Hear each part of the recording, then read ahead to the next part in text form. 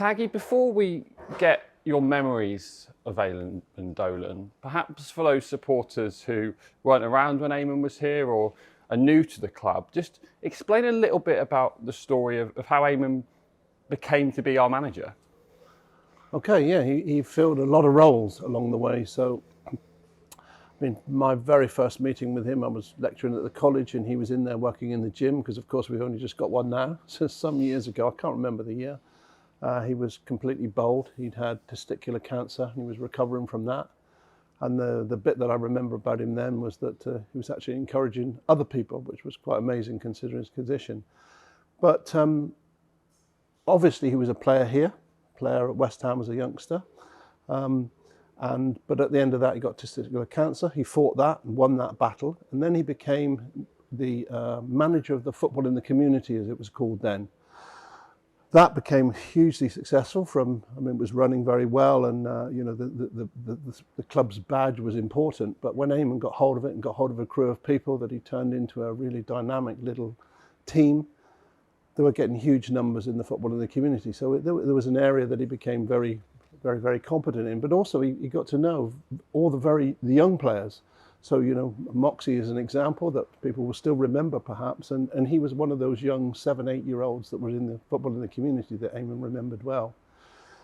From there, I was involved with starting the first youth group of under 11s and 12s, Moxie being in that. And then the year after that, the money came from Central Football League, and the grant money that we still receive today arrived, and Eamonn became the manager of the academy. So that was another 3 or 4 years until eventually the situation came that, of course, everybody remembers us going into administration. That probably is, strong in people's minds. Some people may not know, but at that time we'd been in administration. Of course, I was one of the famous 3 at the time that was in the boardroom. And because I'd seen so much of Eamonn and seen how dynamic and how hardworking and the background that he had, he had a terrific footballing background, terrific footballing knowledge, A licence and so on. And he then became our manager, and from a team that obviously had been relegated, from a club that was, we didn't know it then, but later on we found out 4.8 million in debt. He did a fantastic job. It was very easy with dealing with agents because, which he used to leave to me, which was great. We had our own jobs, as it were.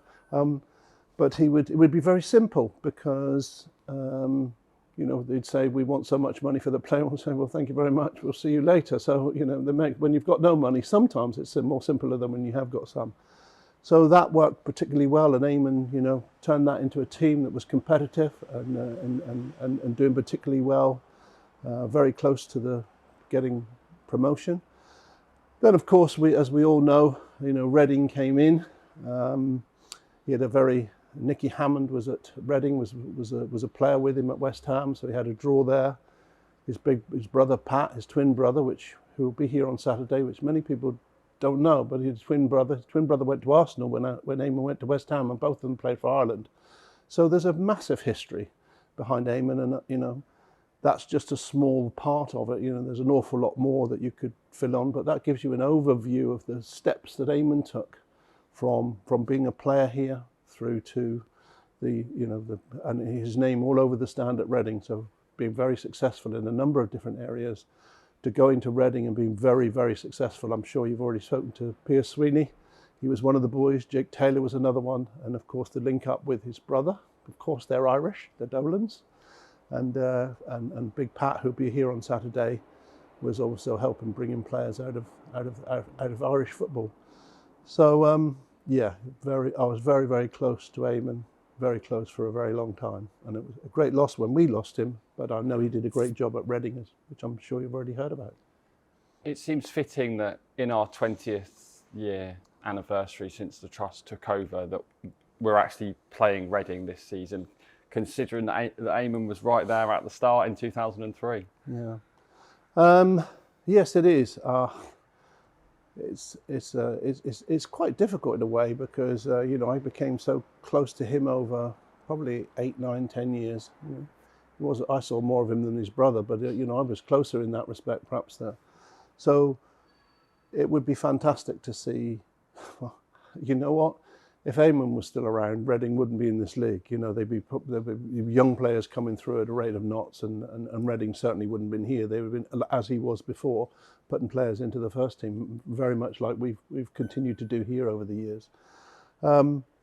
So yeah, it's a little bit strange that we're playing Reading now, but it's great to have the opportunity for all those that knew him and the fans that know a little bit about him, perhaps didn't meet him, but know what he did for our club, that they get the opportunity to recognise what he'd done, and that Big Pat's coming is going to be, you know, a really great thing for the Dolan family.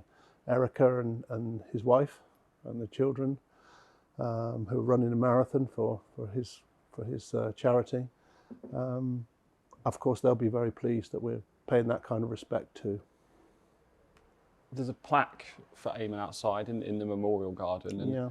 and it says, "A true Exeter City gentleman, we wouldn't be where we are now without him." That quote, "We wouldn't be where we are right now without him." Just explain that a little bit, because he obviously did far more than, as we've spoken about, than just managing the side. You know, it's funny. Eamonn was like his brother, he's a complicated character, but underneath, he just wanted to help people, and he did that right the way through. Whether that was individuals that were going through the football in the community, and you know, huge numbers of children got involved in football, and you know, there's the first legacy. The next one was when he became involved in the academy. You know, many of those players that came through, I've mentioned one already. And there were a number of others that came through under his tutelage. And if he'd have stayed around, there would have been more. I would say we've done pretty well since, but he did lay those foundations. You know, I'd like to think I had something to do with it, but his leadership qualities were quite amazing. You know, people just wanted to follow him and, you know, be with him and spend time. And it wasn't work. He made everything fun. A couple of examples which I might give you, but I think, you know, that level of leadership that was both on and off the pitch.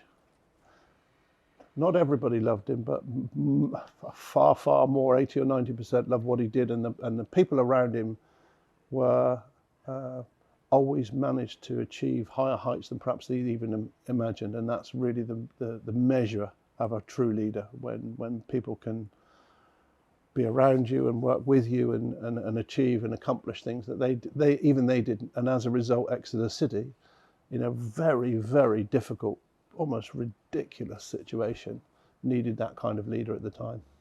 We spoke to Zach Jules yesterday, who was under Eamonn at Reading, and he told us a story about how Eamonn gave him a note, and along the lines of seeing his potential before he could. And does that surprise you? Zach still got that note, actually.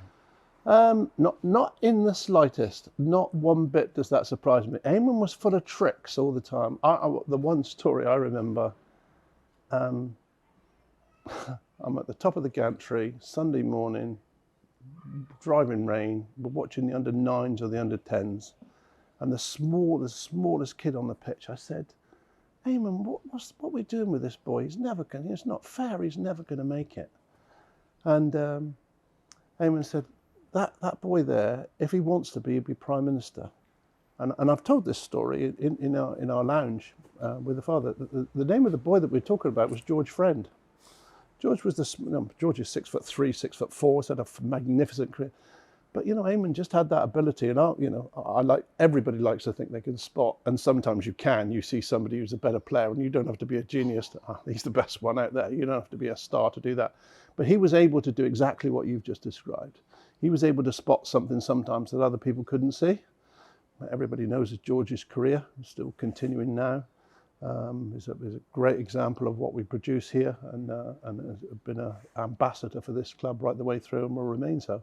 But that, as a parallel to the story, is an example, and it doesn't surprise me one bit. There's probably lots more of those notes going about that you don't know about. Is there perhaps one key, overriding, poignant moment or memory you have of Eamonn that you still think about now? Well. Or there's just so many listen, stories? There's lots, but the one, I suppose, which is the one where I sort of got to know him really. Some people don't know my background, but I used to run a thing called Laser Summer Camp, and we used to have a football camp there. Well, I had the 3G pitch. I had an undercover sports hall. We would do sort of 8 o'clock in the morning, 8:30 in the morning till 5:30. Eamonn was at the King George V playing fields. They had the changing rooms that need to come down now. No indoor facility, not so much time. And you know what? I'd get about 25 kids, and Eamonn would have about 125. And I went down there. I sort of started to get to know him a little bit as a rival, you know, because that was our competition. And I went there one day. It was absolutely, I'll use the vernacular, pissing down. It was. I went down to King George, and they're all out there. The field is absolutely full as far as you can see. 7 or 8 pitches full of kids running around enjoying themselves. Eamonn in the middle of it. All his staff soaked to them. I went down there with a load of fishermen's friend. Passed them out to all his staff just as a joke. And I think that's probably what cemented it. The fact that we had I wouldn't say we had a similar sense of humour, because nobody had a sense of humour like he did. It was very original. But we just got on very, very well from that point. So every time we met up or our paths crossed, or we sort of had become friends before the football, and then everything, just sort of expanded from there. So having somebody like that, first of all behind you, then you're beside you, etc., was a real treat. There's lots of stories like that, but that's the one. If you say that's the one I remember, and that's where probably at our first, where we sort of cemented that relationship of some form of respect.